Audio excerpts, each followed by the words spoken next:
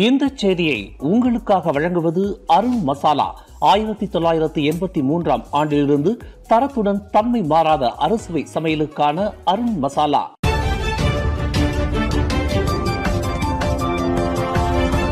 வணக்கம். திசைகளின் ஒரு மணி செய்திகள். சீன அதிபர் ஜி ஜின்பிங் மலேசிய வருகை பிராந்திய உறவுகளை மேம்படுத்தும். மலேசியாவிற்கு அதிகாரத்துவ பயணத்தை மேற்கொள்ளவிருக்கும் சீன அதிபர் ஜி ஜின்பிங்கின் வருகையானது இருவழி வர்த்தக பங்காளித்துவத்தை வலுப்படுத்தும் என்பதுடன் பிராந்திய உறவுகளை மேம்படுத்தும் என்று அரசாங்க பேச்சாளர் டத்தோஃபாமி ஃபட்சில் தெரிவித்துள்ளார். சீன அதிபர் ஜி ஜின்பிங் வருகை மலேசியாவிற்கும் சீனாவிற்கும் இடையிலான வர்த்தகத்தை பெரிய அளவில் மேம்படுத்தும் என்று எதிர்பார்க்கப்படுவதாக டத்தோஃபாமி குறிப்பிட்டார். மலேசியாவின் முக்கிய வர்த்தக சகாவாக சீனா திகழும் அதே வேளையில் இவ்வாண்டில் ஆசியானுக்கு மலேசியா தலைமையேற்று இருப்பதால் பிராந்திய அளவிலான ஈடுபாடுகள் குறித்து விவாதிப்பதற்கு நிறைய விவகாரங்கள் உண்டு என்று தொடர்புத்துறை அமைச்சரான டத்தோஃபாமி குறிப்பிட்டார். சீன அதிபர் ஜி ஜின்பிங் வரும் ஏப்ரல் 15 தொடங்கி 17 வரையில் 3 நாள் மலேசியாவிற்கு அதிகாரத்துவ பயணத்தை மேற்கொள்ளவிருக்கிறார். உலக நாடுகளுக்கு எதிராக அமெரிக்கா விதித்திருக்கும் புதிய வரி காரணமாக பொருளாதார நெருக்கடி ஏற்பட்டுள்ளது. குறிப்பாக அமெரிக்காவுக்கும் சீனாவுக்கும் இடையில் வர்த்தக போர் வெடித்து இருக்கின்றது. இந்நிலையில் சீன அதிபர் ஜி ஜின்பிங்கின் மலேசிய வருகை மிக முக்கியத்துவம் வாய்ந்ததாக இருக்கும் என்று எதிர்பார்க்கப்படுவதாக அமைச்சர் டத்தோஃபாமி குறிப்பிட்டார். தகாத உறவு மற்றும் கற்பழிப்பு சம்பவங்கள் போன்ற குற்றவியல் சம்பவங்கள் அதிகரிப்புக்கு முக்கிய காரணங்களில் ஒன்று விவேக கைபேசி மோகமாகும் என்று கிளாந்தான் மாநில துணை முஃப்தி நிக் அப்துல் கடீர் நிக் முகமட் தெரிவித்துள்ளார்.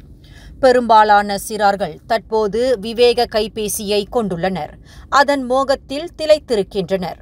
அத்துடன் சமூக வலைத்தளங்களின் தொடர்பில் இருக்கும் அவர்கள் தங்களுக்கு வேண்டிய, குறிப்பாக தாங்கள் ஆர்வ மிகுதியால் உந்தப்படுகின்ற உள்ளடக்கத்தை எளிதில் பெற்று விடுகின்றனர் என்று அவர் குறிப்பிட்டார். தங்கள் தாய் தந்தைக்கு அல்லது குடும்ப உறுப்பினர்களுக்கு தெரியாமலேயே விவேக கைபேசியில் ஆபாச படங்கள் மற்றும் இதர குற்ற செயல்களை கண்டு களிப்பதில் மிகவும் ஆர்வமாக உள்ளனர்.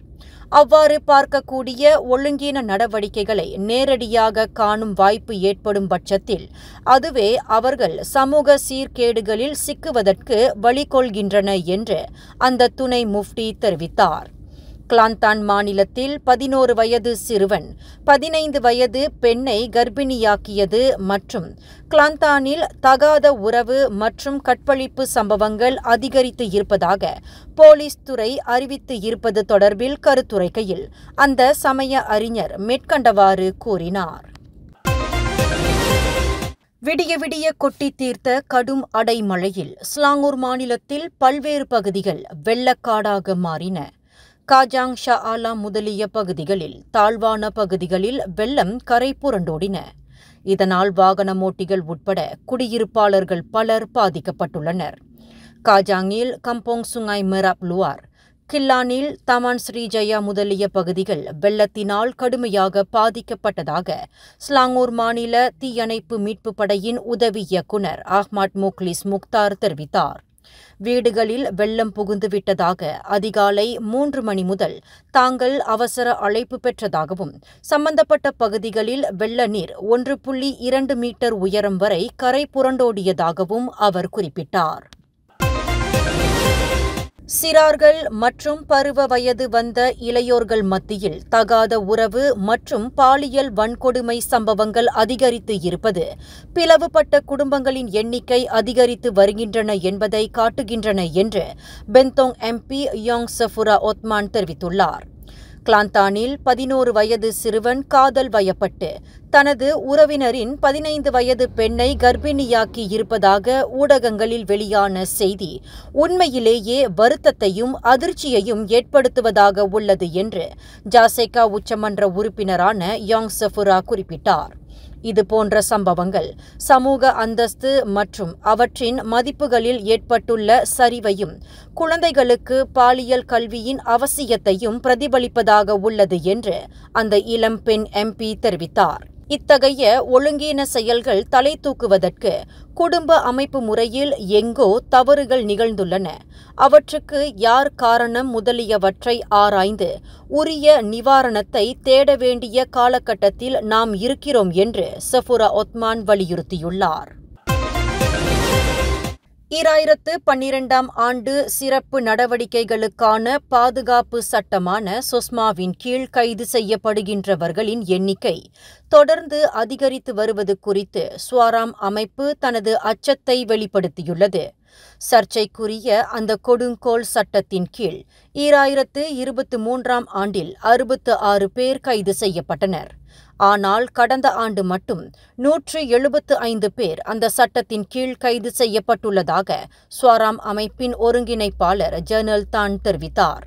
சர்ச்சைக்குரிய இந்த சட்டம் அகற்றப்பட வேண்டும் என்று தனது நிலைப்பாட்டில் ஸ்வாராம் உறுதியாக இருந்து வருவதாக அவர் கூறினார்.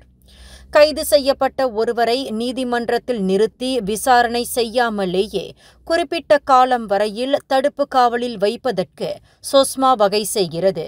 இது உண்மையிலேயே மனித உரிமை மீறலாகும் என்று ஜர்னல் தான் தெரிவித்தார். குண்டர் கும்பல் நடவடிக்கைகளில் ஈடுபட்டனர் என்று கூறி 2023ஆம் ஆண்டு 11 பேர் கைது செய்யப்பட்டனர். கடந்த ஆண்டில் 27 பேர் கைது செய்யப்பட்டுள்ளனர். இந்த எண்ணிக்கை அதிகரிப்பு அச்சத்தை ஏற்படுத்துவதாக உள்ளது என்று அவர் சுட்டிக்காட்டினார். கோலாலம்பூர் ஸ்லாங்கூர் சைனீஸ் அசெம்பிளி மண்டபத்தில் நடைபெற்ற செய்தியாளர்கள் கூட்டத்தில் ஜர்னல் தான் இவ்வாறு தெரிவித்தார்.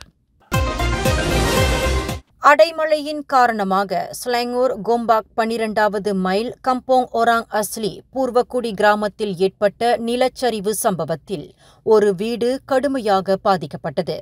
இச்சம்பவம் இன்று வெள்ளிக்கிழமை அதிகாலை 5 மணியளவில் நிகழ்ந்தது.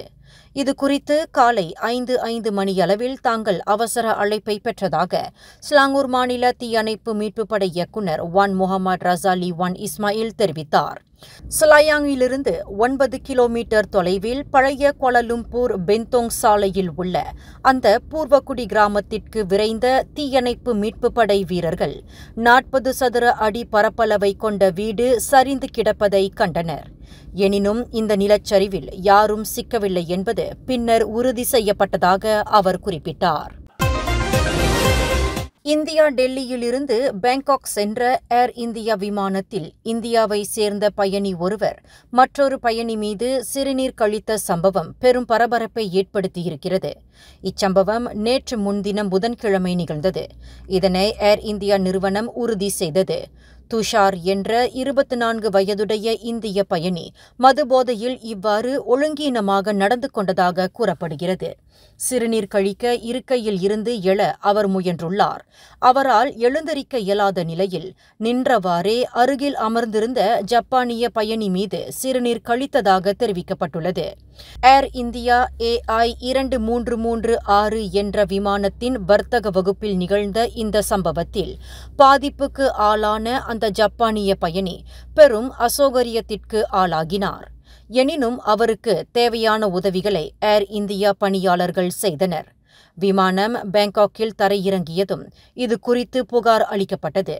விசாரணைக்கு ஆளான அந்த இந்திய பயணி அடுத்த 30 நாட்களுக்கு ஏர் இந்தியா விமானத்தில் பயணம் செய்வதற்கு தடை விதிக்கப்பட்டுள்ளது. இதுபோன்று ஒழுங்கீனமாக நடந்து கொள்ளும் பயணிகள் மீது ஒழுங்கு நடவடிக்கை எடுக்கப்படும் என்று ஏர் இந்தியா எச்சரித்துள்ளது. இதற்கு முன்பு 2024ஆம் ஆண்டு ஏர் இந்தியா விமானத்தில் குடிபோதையில் இருந்த ஒரு பயணி வயதான பெண் பயணி மீது சிறுநீர் கழித்தார் என்பது குறிப்பிடத்தக்கது. இந்த செய்தியை உங்களுக்காக வழங்கியது அருண் மசாலா. 1983ஆம் ஆண்டிலிருந்து தரத்துடன் தன்மை மாறாத அறுசுவை சமையலுக்கு அருண் மசாலா. மேலும் செய்திகளை தெரிந்து கொள்ள கீழே இருக்கும் பெல் பட்டனை அழுத்துங்கள். உங்கள் மகிழ்ச்சியை வெளிப்படுத்த லைக் மற்றும் ஷேர் செய்யுங்கள். தொடர்ந்து திசைகளோடு இணைந்திருக்க சப்ஸ்கிரைப் செய்யுங்கள்.